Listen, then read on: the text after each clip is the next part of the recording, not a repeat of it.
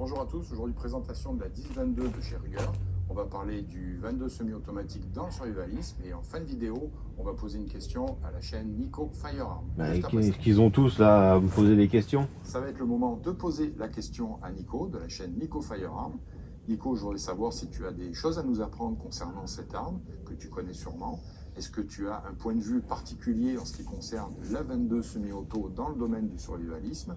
Est-ce que tu as d'autres matériels, d'autres armes à nous montrer qui pourraient venir compléter un peu leur atelier du survivaliste dans ce calibre et dans ce système, dans ce genre de plateforme? Donc tu pourras nous répondre par vidéo interposée si tu le souhaites. Et puis en attendant, merci à Et ben on va faire ça alors. Allez, on va répondre à JCB.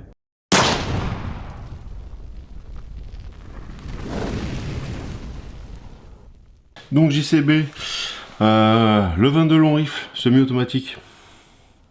D'ailleurs cette vidéo, on n'avait pas prévu de se la renvoyer comme ça, mais on avait prévu de faire cette vidéo sur le 22 en semi-automatique il y a maintenant bien longtemps, enfin bien longtemps, plus d'un an, quand on s'est connus, parce qu'on se connaît pas depuis si longtemps que ça, on a bien échangé maintenant, et je te réponds avec plaisir.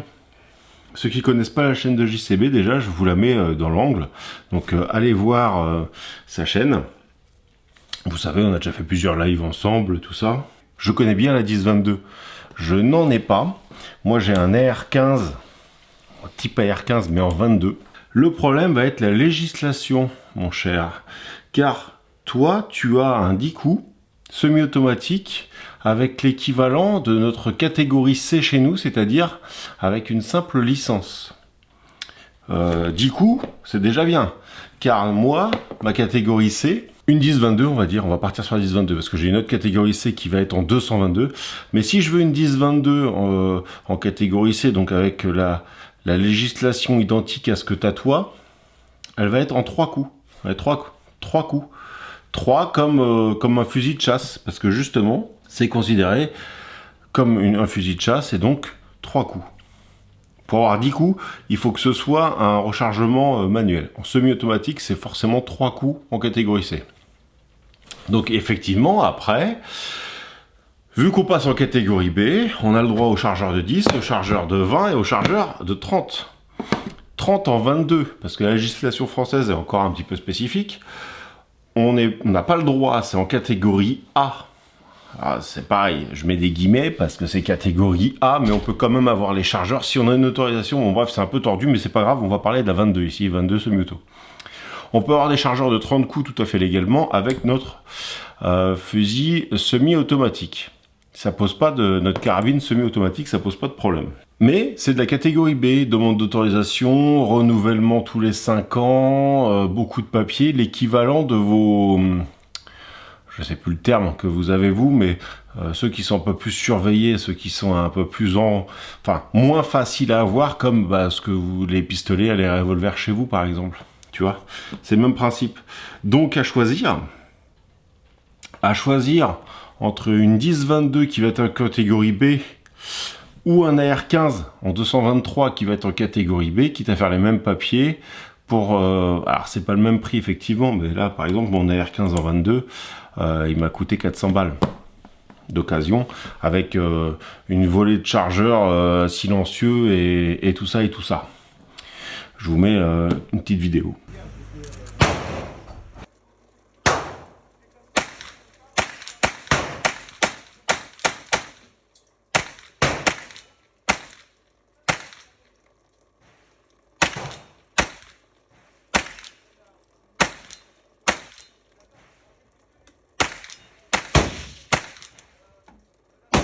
Le 22 long rifle, j'en voulais un pour les avantages un peu que tu as donné aussi, c'est-à-dire qu'on va pouvoir faire découvrir le tir à n'importe qui sans avoir d'appréhension de recul. On va pouvoir tirer à foison sans se poser de questions par rapport à tout ce qui va être coût de la munition. Autre petit problème par contre de la 22 long rifle, ce week-end j'ai tiré pas mal, j'ai dû en tirer 200, 300 peut-être. Et sur les 200-300 avec 2-3 marques différentes, j'ai peut-être eu une dizaine de cartouches qui ne sont pas parties, percutées mais pas parties. La 22 long rifle, c'est une munition bien. Là-dedans, j'en mets 600 sans forcer. c'est pas gros, effectivement, pour en emmener facilement. Pour recharger après, on prend une poignée et puis on graille, c'est top, parce que c'est tout petit. Mais c'est la munition manufacturée la moins fiable du marché, toutes marques confondues. Alors après, moi je prends de la CCI, il y a moins de problèmes, mais il y a quand même des problèmes.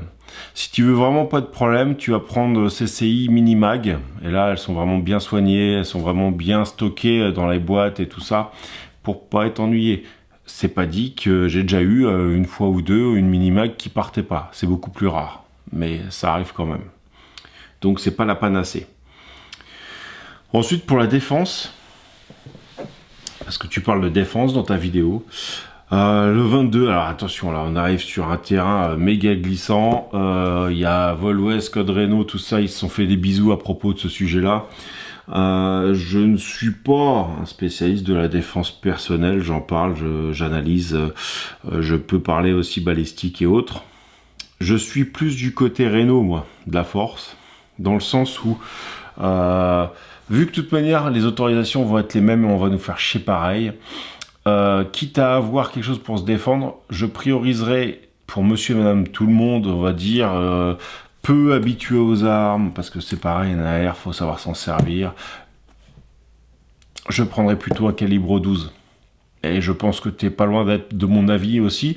Maintenant, la 22 est à avoir dans son... En fait, quand j'ai commencé le tir, j'avais un peu, comme dans différentes autres passions que j'ai, mon arsenal type rêvé, on va dire, l'arsenal de prédilection, celui que je voulais absolument. Et dedans, j'avais forcément une 22 pour, comme je dis, l'apprentissage, le tir à pas cher, la récréation et le petit gibier, très petit gibier, parce que forcément, quand tu fous une balle de 44 Magnum dans un lapin, effectivement, il reste plus grand-chose. Donc, ça permet de pas mal de choses quand même. Donc, il faut en avoir... il faut pas tomber dans le tout blanc ou tout noir, comme très souvent on voit dans les discussions comme ça. Je pense que c'est pas tout blanc, tout noir. Ça a ses avantages de compacité, de poids, de prix, mais ça a des inconvénients aussi de fiabilité. Enfin, il y a pas mal. Je les ai déjà énoncés. Donc, il faut avoir une 22 pour la petite chasse. Il faut avoir un calibre 12 aussi, obligatoirement. Et derrière, il faut avoir un calibre de plus forte puissance, longue portée. Je privilégierais du 308. 308, on peut aller sur du 764 par 54 R, c'est le Mosin Nagant, pour avoir quelque chose à plus grande distance. Voilà, tout simplement. Maintenant, c'est un peu mon idée. C'est un peu comme ça que je le présente dans mes vidéos... choix d'une arme pour la défense à domicile. Je vais faire une vidéo très précisément sur tout ce qui va être un peu plus survivalisme et pourquoi. J'ai déjà commencé là à vous en parler du coup, mais je développerai un petit peu plus. Donc avoir une 10-22 en 3 coups pour avoir en catégorie C, ça me plaît pas. Et quitte à passer en catégorie B, je prendrais peut-être autre chose qu'une 10-22. Et si jamais je prends une 10-22, dans ce cas-là, je prends une takedown, c'est-à-dire avec le canon qui va se démonter, ce qui nous permet d'avoir une carabine très courte. Et on a quelque chose top. Il y a des montages tactiques aussi de la 10-22. En France, voilà, la réglementation ne favorise pas la 22.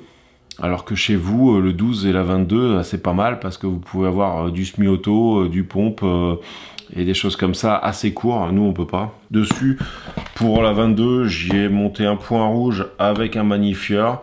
C'est du matos airsoft, UTG.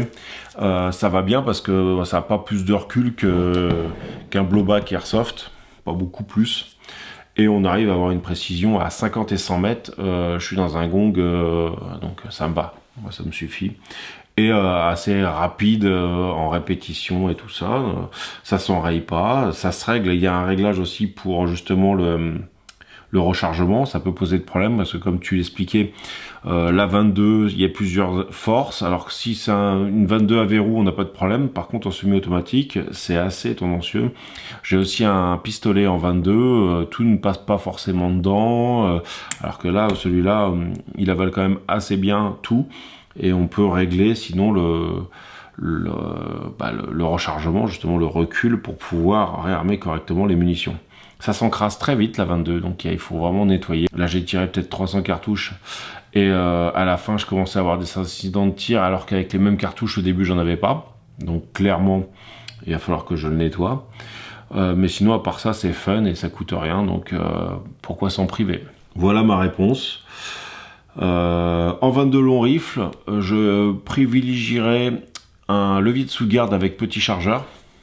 Parce que nous, on l'a en catégorie C, avec un chargeur de 10 coups et un petit levier de sous-garde ou verrou.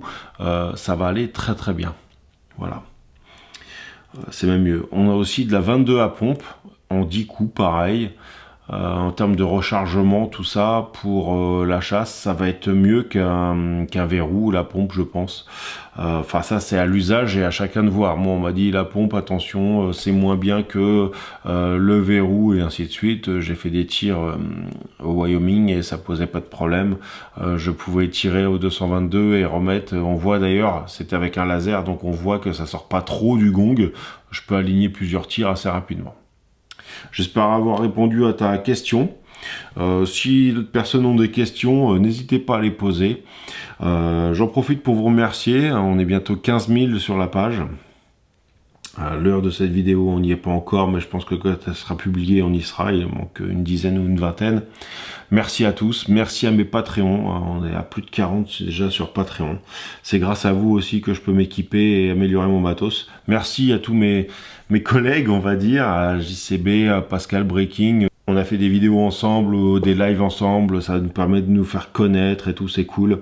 Je vais essayer de voir ça avec d'autres là. Je peux pas vous en parler, c'est pas encore fait, mais des plus gros que moi et des plus petits que moi pour l'instant, mais j'aime bien essayer de partager un peu partager et faire connaître, hein. Tout le monde se fait connaître un peu comme ça. Il y a le challenge tir sportif là qui fonctionne bien avec pas mal d'autres youtubeurs. J'espère que des gros vont se lancer un petit peu. On s'en fout des résultats, hein. Vous avez vu, moi j'ai pas fait des étincelles, mais c'est pas grave, on s'en fout. Donc merci à tous encore. Et je vais sortir une vidéo spéciale 15 000 avec questions-réponses. Donc n'hésitez pas à mettre des questions en commentaire. Et comme ça, je pourrai y répondre dans cette vidéo dédiée. Et je vous dis à vendredi prochain pour une nouvelle vidéo.